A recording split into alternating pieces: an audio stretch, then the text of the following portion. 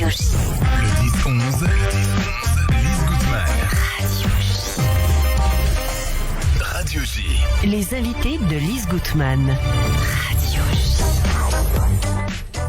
Alice Graine, bonjour, merci d'être avec nous Bonjour. dans le studio de Radio J. Alors, cuisiner la mémoire, mercredi 9 avril de 19h à 20h30, c'est votre événement autour d'un podcast qui s'intitule Les Oranges de Jaffa. Ce sera au musée d'art et d'histoire du judaïsme et bien sûr, on réserve sur mage.org. Alors, on va parler de tout cela. Alice Graine, vous avez un parcours familial plus qu'étonnant, intéressant, atypique, et c'est peut-être et même certainement pour cela que vous avez décidé de monter ce podcast. Alors, Alice Graine, comment tout cela a-t-il commencé ? Alors, tout ça a commencé, on va dire, le 9 août 2022. Lorsque mon père est décédé, j'ai réfléchi à une façon, en fait, d'honorer sa mémoire. Et il se trouve que moi, je n'ai pas du tout été élevée dans la religion, puisqu'en fait, donc mon père, Roman Graine, a pris son judaïsme à l'âge de 11 ans. Et toute sa vie, il aura un rapport très particulier à son identité. Il est né dans une Pologne qui était encore très ravagée par l'antisémitisme. Et donc, communiste. Et communiste, tout à fait. Dans les années 50. Exactement, c'est ça. Son propre père a été victime de la purge dans les années 60 au sein du Parti communiste. Et donc, il avait un rapport à la religion juive très compliqué. Et en fait, j'ai eu un réflexe quand il est décédé qui était quasi viscéral, qui a été de cuisiner sa salade de hareng. Alors que j'étais végétarienne, je mangeais plus de poisson, plus de viande. Je me suis dit, il faut que je le fasse. Et je me suis interrogée en fait sur cet acte-là. Et j'ai compris que dans ma famille, si le judaïsme était quelque chose de tabou, en fait, même mon nom de famille à la base, c'était Greengrass. Et ça a été changé en Graine après la guerre. Oui. Donc on a cherché à tout effacer. En revanche, personne n'a pu... Qui a changé le nom après la guerre ? Vos grands-parents ? C'est ça. En fait, l'histoire est encore un peu floue. Je suis en train d'enquêter dessus. Mais il a décidé d'effacer complètement son nom yiddish et de se faire passer pour un Polonais. D'accord. Donc mon père, quand il naît en 51, il grandit dans une Pologne antisémite où les Juifs sont traités de voleurs, sont mesquins. Lui-même l'est quelque part. Et finalement, il apprend qu'il est l'objet de sa propre détestation. Ah oui, c'est-à-dire qu'à 11 ans, il avait été élevé au sein de préjugés antisémites, mais pas au sein de la famille, dans son entourage, à l'école, etc. Tout à fait. Ah oui. Voilà. Et alors, comment est-ce qu'il apprend qu'il est juif ? Parce que c'est là le nœud du truc, entre guillemets. Alors, moi, je simplifie un petit peu en disant qu'il apprend son judaïsme dans une caisse d'orange. C'est pas exactement ça. En fait, ce qui se passe, c'est qu'il apprend à l'âge de 11 ans par la bouche de sa sœur qu'il est juif. Ce que je ne comprends pas, c'est que sa sœur le savait. Tout le monde le savait, sauf lui. Donc lui était dans un espèce de déni, je pense. Et pourquoi les oranges ? C'est qu'en fait, il recevait régulièrement un paquet qui venait de Jaffa, donc un paquet d'oranges où il y avait ses inscriptions. Une caisse, on recevait tous à l'époque. Nos parents faisaient venir des caisses d'oranges de Jaffa, mais également en Pologne. Exactement. Et en fait, c'est l'un des seuls à en recevoir. Et en fait, ce qui se passe, c'est que son père, quand il reçoit ce fameux paquet, il s'empresse de le déchiqueter et de le jeter dans les toilettes. Et mon père, quand il voit ça, il comprend que... Il jetait quoi dans les toilettes ? Il jetait le paquet où il y avait l'inscription Orange de Jaffa. Voilà. Mais les oranges, il les gardait. Et les oranges, il les gardait. D'accord. Et quand mon père demandait, mais ça vient d'où ? On lui disait vaguement que ça venait d'Égypte. Voilà, il y avait cette espèce de mystère.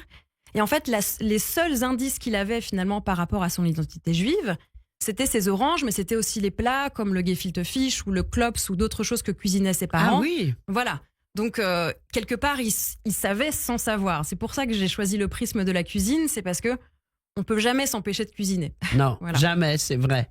Alors, vous avez choisi le prisme de la cuisine, mais quand même, ça s'intitule « Cuisiner la mémoire ». Alors, comment vous racontez toute cette histoire dans votre podcast, qui n'est pas tout à fait encore mis en ligne ? Il faudra attendre l'événement hommage. Tout à fait. Et je précise que c'est un podcast qui est réalisé par Jonathan Koenig, qui donc fait la musique et la réalisation, qui est qu'on salue. Voilà, qui est très talentueux et produit par la société de production Wave Audio. En effet, c'est un podcast qui est en cours de production parce qu'en fait, c'est un immense voyage que j'ai fait puisque je suis vraiment partie à la quête de qui était ce fameux Roman Gren, mon père. Donc j'ai commencé par interroger mes proches en France. Puis je suis partie en Pologne. Oui, c'est incroyable. Moi, j'ai vu là des extraits. Vous avez fait le tour du monde. Mais ce qui est incroyable, c'est que vous avez gardé une famille juive en Pologne à l'heure actuelle. Oui. Vos cousins sont toujours là-bas? C'est ça, exactement. Où ça? Ils sont tous basés à Varsovie, Oui. ou dans la banlieue de Varsovie. Et en fait, ce que je trouve absolument fou, c'est qu'ils ont décidé de revenir. Je pense que mon grand-père, c'était par amour aussi du communisme, mais en fait, il a perdu quasiment toute sa famille dans les camps, ma grand-mère aussi. Et il décide quand même de revenir en Pologne parce qu'il se sentait polonais. Et jusqu'à la fin de sa vie, il se sentait polonais, voilà, fervent polonais. Et vous-même, vous le parlez un peu, le polonais? Je le parle, oui. Ah, avec oui, des fautes, mais je le parle. Non, mais c'est bien. Le principal, c'est de pouvoir s'exprimer. Alors, vous avez aussi, vous êtes juif par votre père, mais aussi par votre maman, puisqu'il a épousé, votre père, une femme séfarade, c'est ça? Exactement. Elle est moitié-moitié, on va dire, d'origine ashkénaze et séfarade. Et ce qui est intéressant, c'est que ce podcast m'a mené en fait jusqu'aux traces, sur les traces de ma famille égyptienne. Puisqu'en fait, dans ma famille égyptienne, c'est pareil, il y a un très gros tabou, un gros silence, on ne parle pas de l'Égypte, voilà.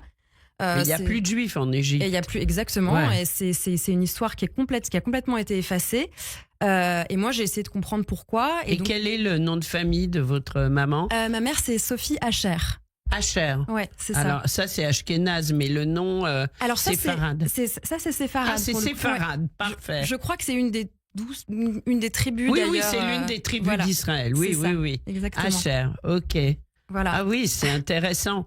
Donc, vous avez grandi un peu dans tout ça, mais donc, votre père, finalement, il était très juif. Vous avez vécu dans une famille juive, même si la religion n'était pas présente. Donc, on vous a quand même transmis pas mal de choses, non? Alors, compliqué, en fait, je dirais que on faisait quelques fêtes chez moi, mais c'était toujours très complexe, c'était toujours, il y avait toujours beaucoup de poids.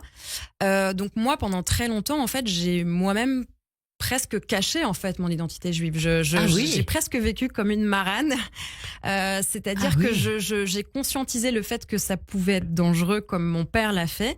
Et je pense que c'est que lorsqu'il est décédé que je me suis autorisée à... Il est décédé il y a combien de temps? En 2022. Ah d'accord, voilà. Oui, donc c'est très récent. Oui, tout à fait. Et en fait, son décès, c'est toujours très dur de perdre son père, mais quelque part, ça vous a propulsé vers la rencontre de vos racines, à la rencontre de vos racines. Et c'est pour ça que vous faites ce podcast qui est, je veux dire, il y a 30 ans, vous auriez écrit un livre. Aujourd'hui, vous faites un podcast. On est d'accord? Tout à fait. Et je pense que sa mort aussi m'a permis de percer les secrets de famille. Et ce que j'ai compris, c'est qu'en fait, c'est toujours plus facile d'aborder l'histoire à travers la cuisine. Parce qu'en fait, cuisiner, il n'y a pas de... C'est pas intellectuel. C'est un geste, une fois de plus, je me répète, mais qui pour moi est vraiment viscéral. Et en fait, quand je suis allée interroger tous ces gens, pourquoi j'ai pris le prisme de la cuisine? Parce que plutôt que de les interroger et de leur dire, bon, bah, qu'est-ce qui s'est passé à Auschwitz? Qu'est-ce qui s'est passé à Treblinka? C'est plutôt, qui étaient les personnes avec qui tu as grandi? Que cuisinait ta grand-mère? Comment ton oncle faisait la salade de hareng? Et en fait, petit à petit, en parlant des recettes, on ouvre une porte vers l'histoire et c'est incroyable à quel point, sans mauvais jeu de mots, les langues se délient. En fait, bien sûr, oui, c'est évident. C'est très, très intéressant. Alors, qu'est-ce qu'on vous en a déjà dit de ce podcast? Parce que on peut dire que c'est un podcast jeune génération. Oui, tout à fait. Alors, c'est intéressant parce que justement, on est la génération qui, je pense, ouvre la parole. Je pense que la génération qui est issue, enfin en tout cas qui est descendante de la Shoah, avait justement beaucoup de mal à verbaliser. Et lorsque j'en ai parlé autour de moi, les gens me disaient mais c'est drôle parce que moi aussi je me reconnecte à mon judaïsme par la cuisine. Mais bien sûr. Il y a quelque chose de, en fait, on amène de la vie. C'est une façon de se la réapproprier. Bien sûr, la nourriture c'est la vie, c'est aller vers l'avant, etc. Bien sûr. tout à fait. Ouais. Voilà. Alors, qu'est-ce qui va se passer au musée d'art et d'histoire du judaïsme le 9 au soir? C'est ça.